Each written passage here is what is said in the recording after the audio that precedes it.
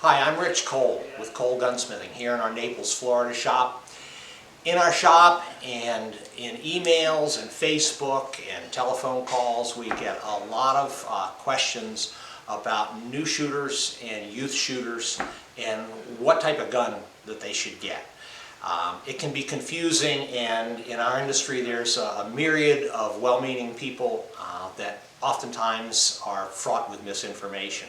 So Cole Gunsmithing has been around now for about 40 years, and we've worked with new shooters and we've worked with national champions, and we've set up their triggers and their guns and fit their barrels and built their stocks and done all the modifications. So I feel as though we've got a pretty good qualification in order to give you the benefit of some of our experience in terms of what a new shooter should be looking for when they're making a choice as to what type of a shotgun that they would choose to purchase. So in choosing a shotgun, what one really wants to consider is the sport that they're going to be using the shotgun for, i.e. if you're going to shoot American trap, you want to buy a gun which is suited for American trap shooting. If you're going to shoot sporting clays, you want a sporting clays gun. The majority of the work that Cole Gunsmithing does do revolves around the hunting guns and predominantly sporting clays guns with a little of the skeet and the trap mixed in. So I'm going to focus my comments basically on sporting clays guns.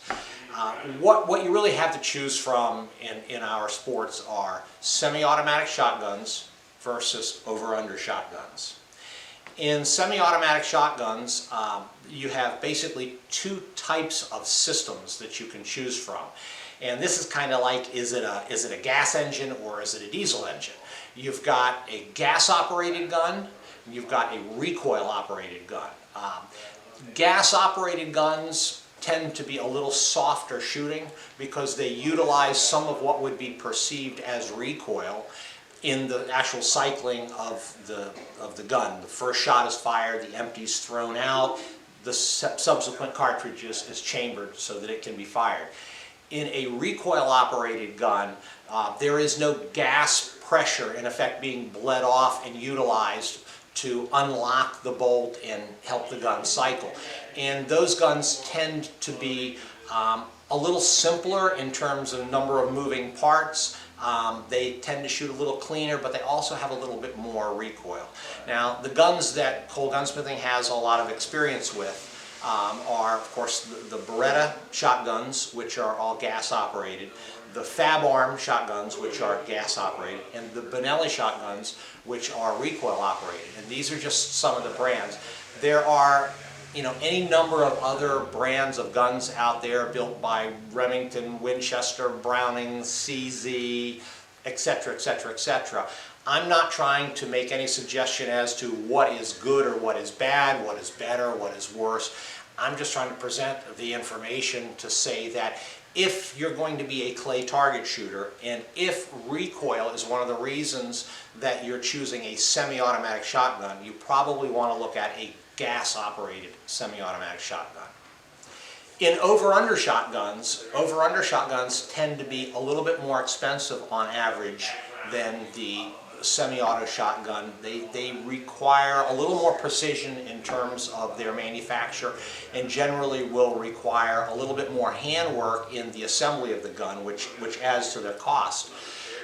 The difference between the semi-auto and the over-under is absolutely a matter of feel. When you hold the gun in your hands and you move the gun, an over-under shotgun has a different feel or a different dynamic to it than what the semi-auto shotgun does. The semi-autos have gotten a lot better than they were many years ago with recent innovations in terms of engineering design, but really the over-under still amongst your top shooters is generally considered to be the king or the queen, as it will. And so we're going to talk a little bit about over-under shotguns. The over-under shotgun is going to give you a little bit more felt recoil than the semi-auto because it is a fixed breech gun. When the gun fires, there are in effect no moving parts that are utilizing any of the cartridge's energy to unlock the gun and eject a cartridge case. So you do get a little bit more recoil in that. Most shooters that shoot over-unders feel as though the dynamics of the gun the benefit to that outweighs the disadvantage of a little bit more recoil. The most important thing in terms of choosing a shotgun, once you've decided whether you want a semi-auto shotgun or an over-under, is the shotgun needs to fit the shooter. And there's a little bit more to this than meets the eye or the typical discussion on Facebook.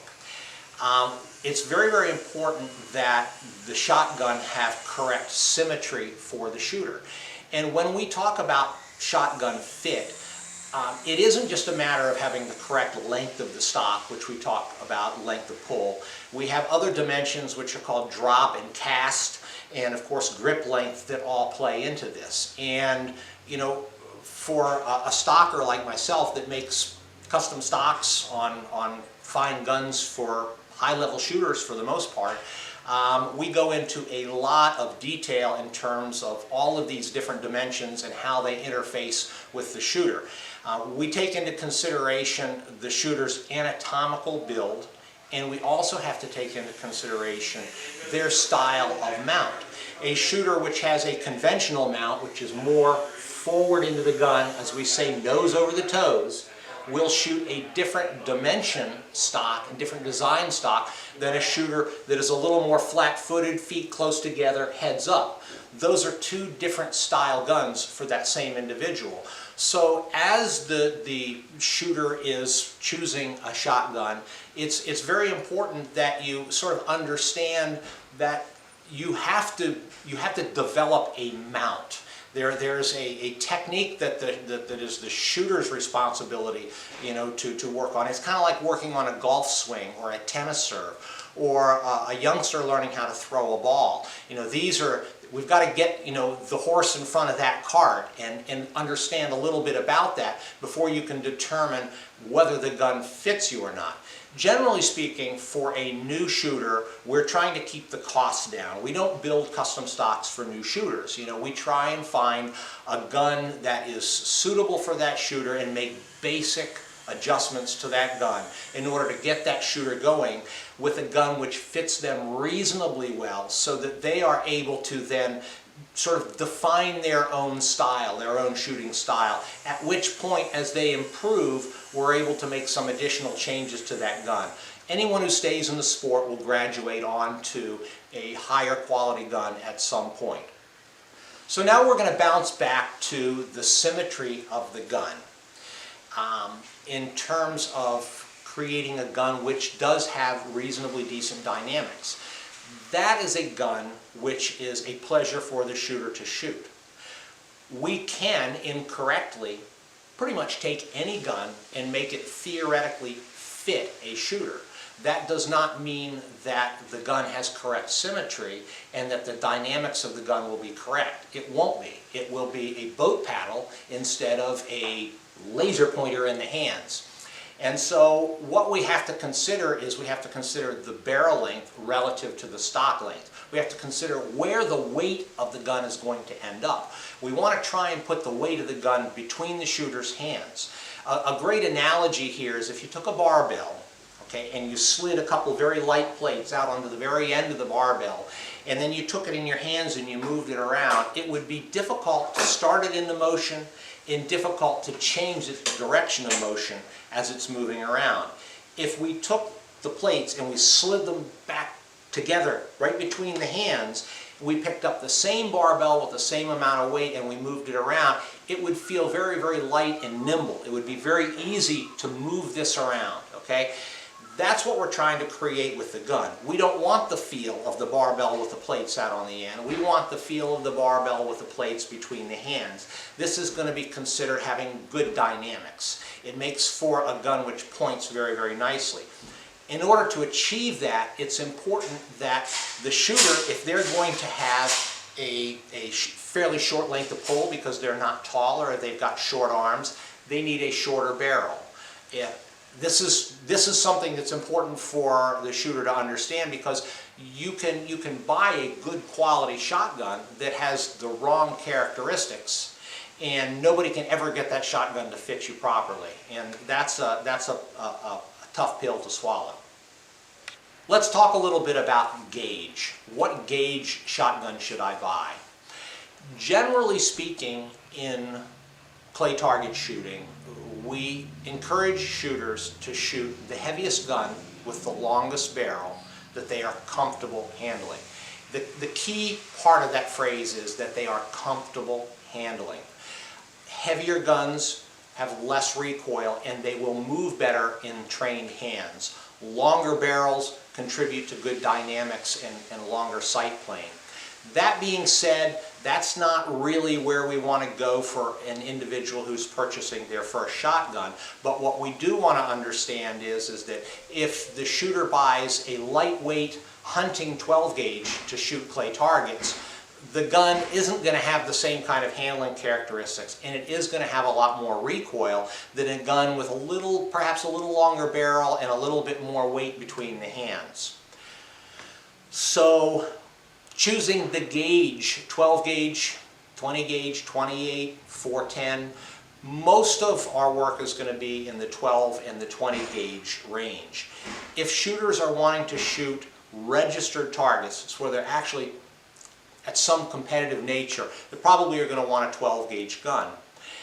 A 12 gauge gun with light loads can have the same sort of recoil feel as a lighter 20 gauge gun does. So we encourage shooters not to be afraid of the 12 gauge gun, but what you have to do is make sure you've got the strength in order to be able to have that gun out here and not be fatigued. If a shooter doesn't have the strength, the physical strength to manage a 12 gauge gun, we back them into the 20 gauge gun until they grow, they develop their strength, and then they can manage the heavier gun. For young shooters, recoil is of very, very substantial concern. We typically never will start young children off with a 12 gauge gun. They're not strong enough to manage it, and the way that the gun is going to move for them, it's going to beat them up, and they're not going to enjoy themselves. So we're going to move down into a 20 or even a 28 gauge gun, and most generally semi-auto shotguns for the very young shooters. Last but not least, the quality of the guns. Most of the guns today are of pretty good quality. I'm going to speak in round numbers here, and I'm going to say that if you're buying a semi-automatic shotgun, you really need to figure that you're going to be in the $700 to $1,500 price range to get a good quality serviceable gun that can take the number of rounds that a clay target shooter is going to put through it without it having mechanical problems and service issues. An Overunder shotgun, some of the Turkish imports have actually been quite good, much better than they used to be, and are pretty decent in the $900 price range. At Cole Gunsmithing, we sell quite a lot of the Beretta Silver Pigeon 1s. I mean, that has laughingly been referred to as the old Maytag machine, because they go and they go and they go. They're up around $2,000 or just under that. And then, if the gun doesn't fit off the shelf, which you want to be well aware of that possibility, you might spend a little bit of money in terms of making some adjustment. But that's sort of your price ranges that you can expect to pay. If the shooter finds the great deal for $350, the chances are it's probably a great deal until the headaches start. So I think you have to have the willingness to understand that there sort of is this price range that you've got to be willing to spend in order to get into a gun that you're not going to just, in effect, become frustrated with and have to replace.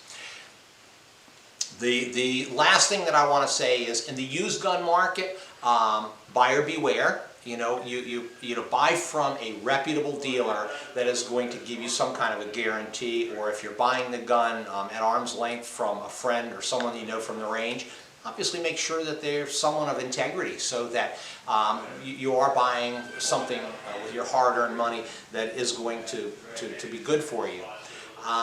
You can save a little bit of money on a used gun.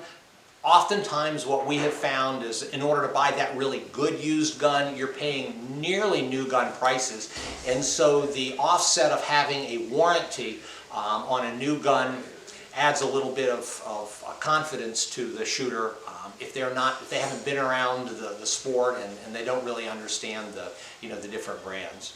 In any case, that's my 2 cents. Again, I'm Rich Cole from Cole Gunsmithing. I'm here in our Naples shop. We have a shop in San Antonio, in Sarasota, Florida, and in Harpswell, Maine. And on the web, you can find us at www.colegun.com. And feel free to contact us. We're happy to be of help in any way we can.